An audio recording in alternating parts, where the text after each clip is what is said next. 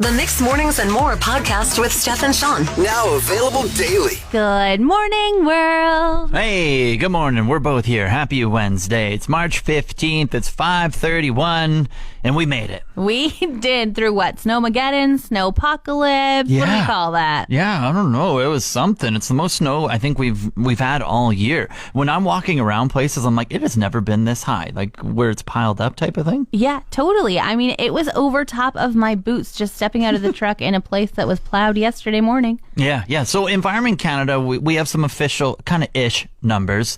We talked to a homie with Environment Canada. It's going to be on the 6 o'clock news here coming up in a half hour. They say around 17 centimeters, but this is just coming from a homie in an office down in like Edmonton. Okay. So he's judging from afar, okay? And just by like all the models and all the things that they have set up. That's what he's judging on. And Environment Canada haven't officially kept numbers since 2007. So, which is really a tragedy, I think, because we had such a big snow year last year, and I want to know comparisons since 2007 how we're doing. Yeah, so I think they only log it when you kind of ask type of thing. Oh. And they check in on it, that type of thing. But I will say, we have a local weather nerd here who I'm Twitter friends with, okay? Okay. I think he works for the WBEA, the Wood Buffalo Environmental Association. Or Yep, air quality. Yeah, there we go. And so his name's Tyler. Shout out Tyler. He's great. As of 9:15 yesterday, we were at 17 centimeters. This is him just... 9:15? Yeah, in the morning. Still a lot of snow after 9:15. In the morning. And then... let's see, what was his next update here? I believe at around 6 o'clock at night. What did he say? 6:15 p.m. we picked up another 8 centimeters for a total of 25. And then I think, let's see, I said, I'm counting on you. And he said 26 was the total. Whoa. Okay. So I deal in inches. And I've just typed it into Google. That's 10.2 inches of snow we got yesterday. Damn, So almost a foot. Very nearly a foot of snow. And it sure felt like it. I mean, walking around on the walks, I saw somebody trying to maneuver a sidewalk. They gave up, jumped the snowbank, and walked on the side of the road. There we go. Yeah, I totally understand that. So yeah, you can tell all your friends. We did the math for you. Almost a foot of snow, 10 inches. My husband and I went to comedy night together last night, and we have this kind of tag team vibe where he runs the sound and I introduce the comedians. Wow, okay. 2 people doing the job. Yep, 2 people doing the job. It is pretty great. Everybody should get a husband like mine. And so I was over chatting with the comedians, and they said, do we need to do sound check? And I was like, no, my husband's a sound guy. And they're like, oh, what's his name? And I said, Sky. And he was like, okay, Sky and Steph. And I was like, yep, 2 S's. And he goes, where's the extra S? Like, pardon? And he was like, you said 2 S's. Like, is it like, were you like named by a snake? And I said, pardon? And he goes, Steph? Sky. And I was like, no. Like, both of our names start with S's. Yeah. Like, who is this guy? He's making me laugh right now, but I also am not sure about his IQ level. He's like, your name begins with 2 S's? That is interesting. Yeah, I think that only happens with errands, doesn't it? Aaron. I think with the massive snowstorm yesterday, all of a sudden it triggered in my brain that I wanted ice cream. You were just like, it's icy outside. Tons I of need some snow. ice cream. I need a treat. Yeah, I don't know. Enduring this. Last night, lying in bed, I live right beside here. I live right beside Save-On. I was like, ate my dinner. I was hungry, and I was like, I deserve a dessert. I don't have any desserts in my home. I should go over to Save-On and see what's happening in the ice cream aisle. You're kidding. You, lying in bed, thought you should get out of it and go outside in the snowy blizzard. I am impressed. I need to golf clap you, pat you on the back. Like, that never happened. It was a horrible decision. I'm not going to lie. The trek over was horrendous. It was so deep in snow. And I was like, wow, I regretted it halfway through. I got like a minute into my walk. And I was like, why am I doing this right now? I was literally covered in like 3 blankets, like 3 seconds ago. Oh my goodness. But you made it over there. I made it over there. Pressed on towards the prize. And I got my ice cream. Now, how well do you think you know ice cream prices, Steph? Oh, I am pretty good at ice cream prices. I definitely scour the ice cream aisle about once a week. Okay, so I made it worth it. I got a haul last night. I was like, I walked here in a snowstorm, so I am making sure that I just load up. So 2 pints of Ben & Jerry's. Yeah. I got ice cream bars. Haagen-Dazs, there's 3 of them. They're like strawberry shortcake. And then I got a Breyers tub. It's bigger. The Breyers tub, okay? Okay. It's cookies and cream, the 2 Ben & Jerry's. One's like it's fudge. I don't know what the first word is. And the other one is peanut butter fudge, okay? Okay. What do you think? Let's break down the cost. Let's see how well you know this all. What do you think that would cost? Well, let me just ask, like, did you buy it because it was on sale or because it was an ice cream craving? Like, how did you end up with 2 pints of Ben & Jerry's? A little bit of both. Let's just go for OG cost. What do you think this OG would have costed? Okay. I think that the Ben & Jerry's tubs start at $6 each. Okay. So you're at 12. 12. I think the Breyers for a liter tub is usually around $5.49. Okay. So now we're at 17. $17.50.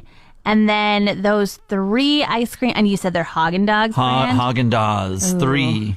A little bit cheaper than the Magnum for sure, but still expensive. And I'm going to go that you probably nearly had to pay $2.50 a bar for each one. So 2 times 3, you're going to put $7.50 onto the total. Okay, so we're at $17.50 plus $7.50. 34, 35? No, 20. 25. There we go. Math hard this early. Okay, well, this is why I bought so much, because it was on sale. All of it. They have massive sales right now on ice cream. Okay, let me guess the sale price of the Ben & Jerry's. All right. Okay, if it's $6 usually a thing and you were tempted to buy it, I bet you it was on sale for $3.99 a tub. Ooh, close. Yeah, I think it was like $3.24. Wow, that's even better. That's amazing. What was that? 2 for $6.50? Yeah. It was a sale ticket that I've never seen before. It was like until supplies last, limited pricing, price to sell or something. Oh, I was like, is something wrong with them? Don't care. Ben & Jerry's a pint, $3. I was like, yep. That's unheard of. That's amazing. Breyers was on sale as too?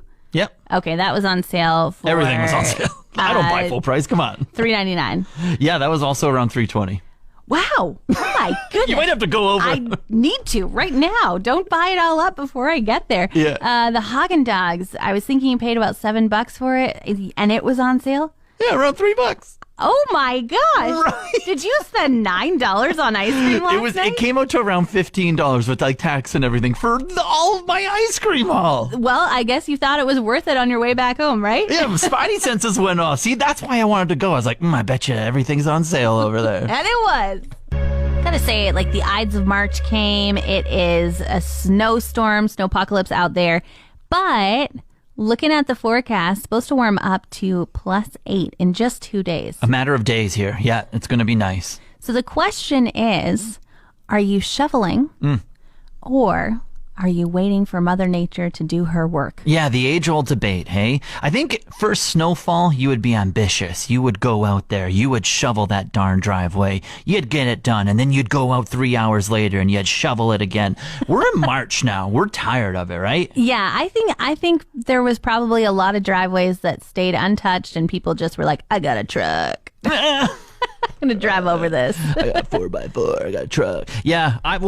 Even my stance on this, when I owned my house, when I had to shovel my driveway, this, that, and the other, I'm waiting for it to, if it's going to be nice, waiting for the sun to do it. Wow. If it's a giant snowfall, I'm only doing it once at the end of the day. One giant snow shovel. I'm not doing multiple during the day. Okay, so this time, for instance, we got 10.2 inches of snow yesterday. It's up over top of your boots. It's hard to drive in your driveway, but the forecast is 2 days away from melting it all. Would you shovel or not in March? No, I'm not shoveling. What about you? I gave my husband the option. You're like, unlike other times, I'm giving you an option here. It sounds like I'm the boss. No, I just said, are you going to shovel? And he was like, I think I have to. Like, I don't really think I can let it go. And I was like, man, I'm surprised because last year with all the snow, he did get quite fatigued toward the end of winter. Yeah. But yesterday he went out twice. He went out around 4 o'clock and then again around 10 o'clock and just had to try and get that snow moved around. It felt like full on a snowbank had arrived across the entire driveway. Well, big ups to him. Maybe did he take the day off today or? I think he's going to be at work today as well. You better text him, see if he's moving. That's a lot of work. HBO TV show The Last of Us, filmed all throughout Alberta, has just been catching headlines pretty much every week with every episode that they put out, Steph. Totally. And you are falling victim, you're clickbaiting every single one. You got to know about it. Big time. And the best thing is my TikTok timeline, my For You page gets filled with all of the behind the scenes and the secrets of that episode like the next day. So it airs on Sunday night, and then on like Monday and Tuesday, my For You page is just filled with all the behind the scenes. And they did a season finale on Sunday. Correct. So are you getting a ton of behind the scenes this week too? Yeah. So the 9 weeks is over, 9 episodes. It was so good. If you haven't watched it, HBO, it's great. It's on Crave. Binge it all. One of the coolest things, there's an iconic scene in the season finale. No spoilers. It's just it has a giraffe in it. And, a giraffe? Yeah. Oh, very cute. And so it's an iconic scene, and naturally my mind works where I'm just like, okay, the building that they're in is real and the giraffe is CGI. It's fake. In the scene, they feed the giraffe some like leaves and vegetation and stuff, and then they move on. Makes sense. In my For You page, all the behind the scenes stuff, they were at the Calgary Zoo and the building was fake. It was all green screen, the building, and the giraffe was real. Oh my gosh. I wonder what the giraffe thought. Were there any zombies around the giraffe, or were these all people who hadn't been infected yet? Yeah, no, it was just, it was two real humans. It was two of the main characters that were feeding the giraffe, just kind of making their way through. And then they run into it type of thing in like a skyscraper type of thing on like one of the like third or fourth floors or whatever it was. And it was just so neat to see that they went that route instead of the other way of just having a fake giraffe. Yeah. Have you ever been up close and personal with a giraffe? No. I just have to tell you about their fur. It is so cool. Yeah. It literally looks like a carpet, like a rug that you would have on your floor. And it is, you know, how giraffes have those like kind of geometrical brown spots on them, but it looks like they've just been covered in somebody else's rug, but that's actually how their fur grows. It's so cool. Very neat. Yeah. So that's just a nice little tidbit of The Last of Us for you. Have you heard of Swedish death cleaning? Yeah, it's my favorite hobby. What about it? Have you heard about it? No, but I honestly think that your life has really afforded you to be able to say that you have Swedish death cleaned. Yeah, okay. No, I haven't heard about it. Is it one of those things where you're going to educate me? I'm going to educate you just a little bit. So I just learned about this yesterday, and apparently it is, you know, cleaning out your clutter, discovering things that you don't need anymore, so that after you die, your loved ones aren't left with all of your mess. Wow. Okay. And it started in Sweden? Yeah. So she says it's about doing a favor for those who survive you. Her name is Margarita Magnusson. And she wrote a book called The Gentle Art of Swedish Death Cleaning, How to Make Your Loved Ones' Lives Easier and Your Own Life More Pleasant. This is 100% a people pleaser type of thing to do. It's like, when I die, you will have a good life. Yeah. You will not have to do anything for me. When I die, I'll have already gotten rid of all of my things, so you can just have the lump sum of money and call it a day. Grim. Sorry, but she is saying it's kind of like living, not really living minimalistically, but like kind of preparing your life so that there isn't things that you don't need that someone else has to deal with, but also things so that you can live your life in a place where you don't have clutter, or just like, oh my gosh, I'm tripping over this item that is no longer in use, but I didn't get rid of it. And then your loved ones are like, what did they use this for? Yeah, I guess if you are paying thousands of dollars for the funeral, the least you could do is clean up your life before you go. You know who's PR people we could take a lesson from? Who? Bees. Bees? They have PR people? I just feel like they have come like back into the public light, and people love them now. Oh, because they help everyone, right? They help the earth.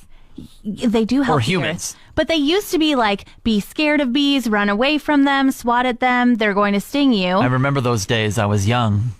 I was traumatized. Yeah, and now it's like, oh, hello, little bee, you're okay. You just be safe there. People are nursing bees back to health. Trying to pick them up and everything. Yeah, like they're just like, everybody loves them. Now, Farmer's Almanac is advertising to me that I should add, on top of my birdhouse in my yard, a bee house. Are you going to do it?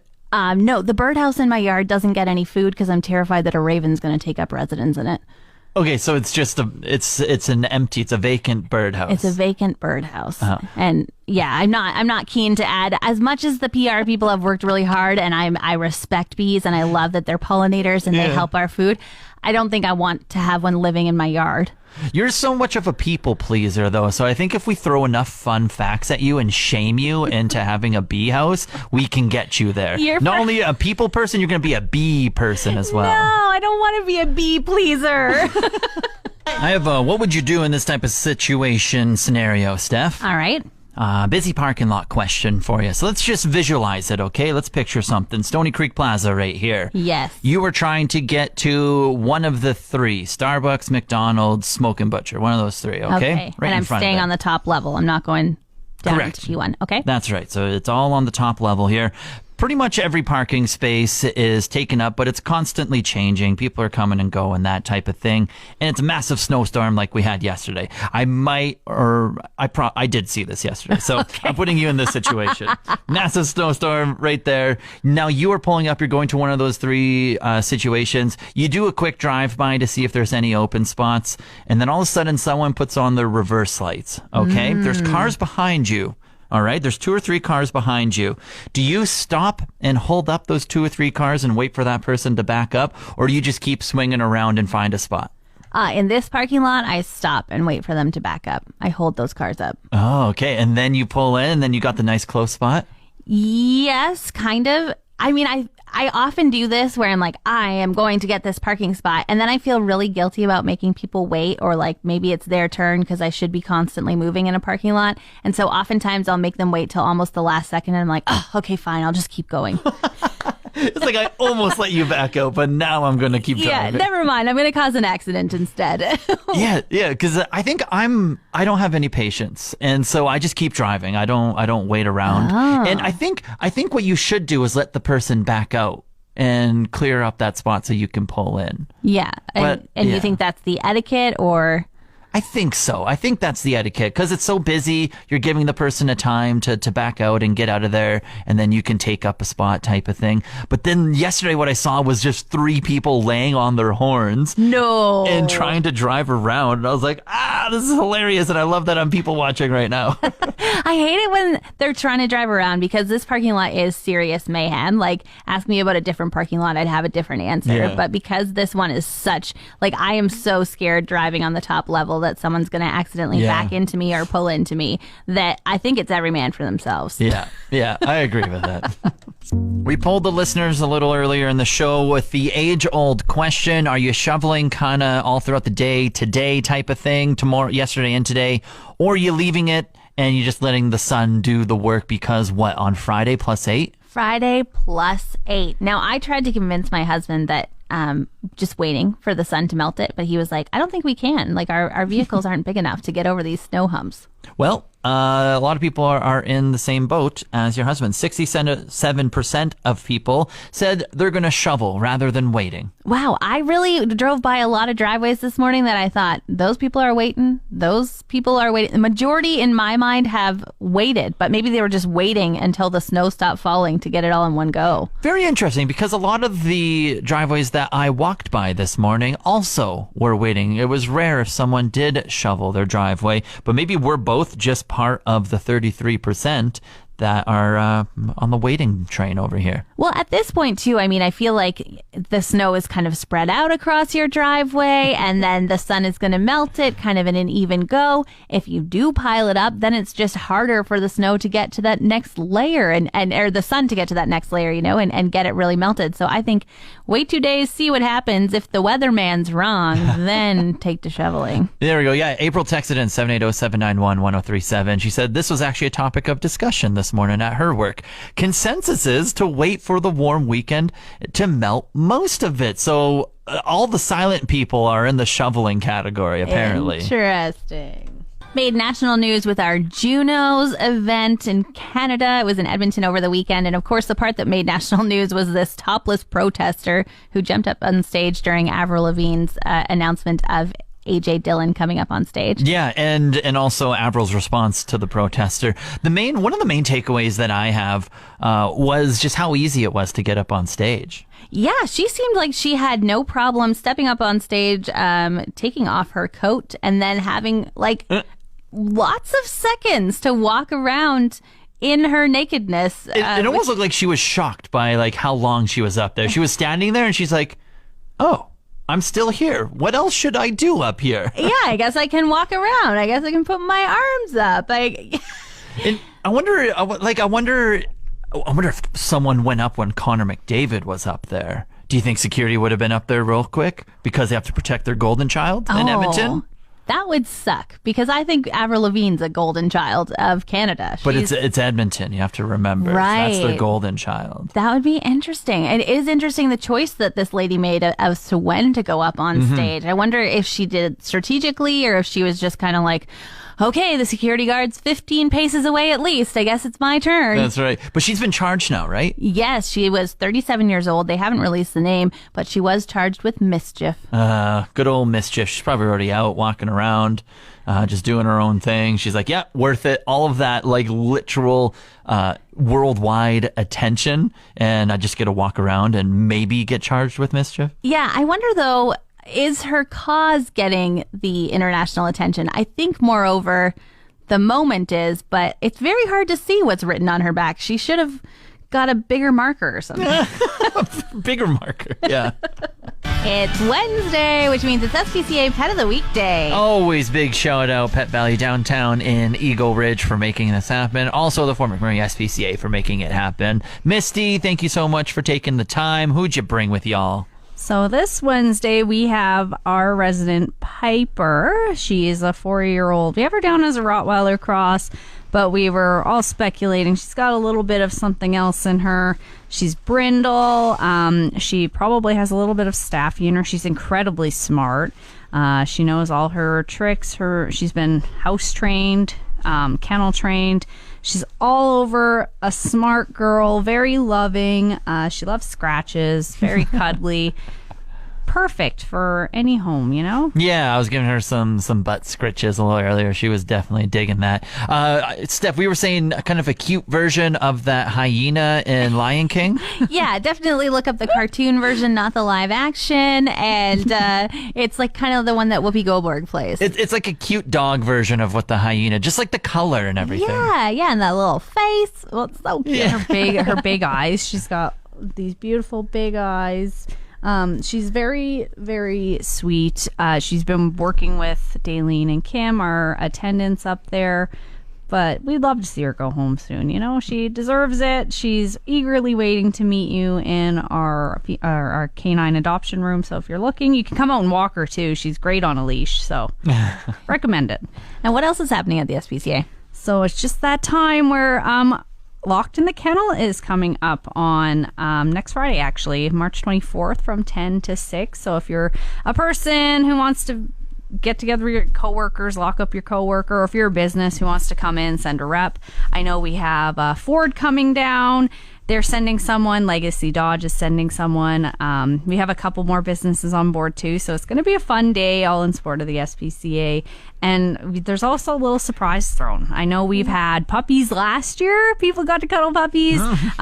We had someone play music. So if you're a musician who wants to come in with your band, yourself, it's just a fun time overall. And it's only an hour out of your day. Or if you're not able to make it and you just want to still make an online profile and just come in before then and grab some photos, you can do that as well. Awesome. Misty, thanks so much for joining us. We're about to go on Facebook Live and show off Piper in video time. Bless you. She's sneezing. Bless you.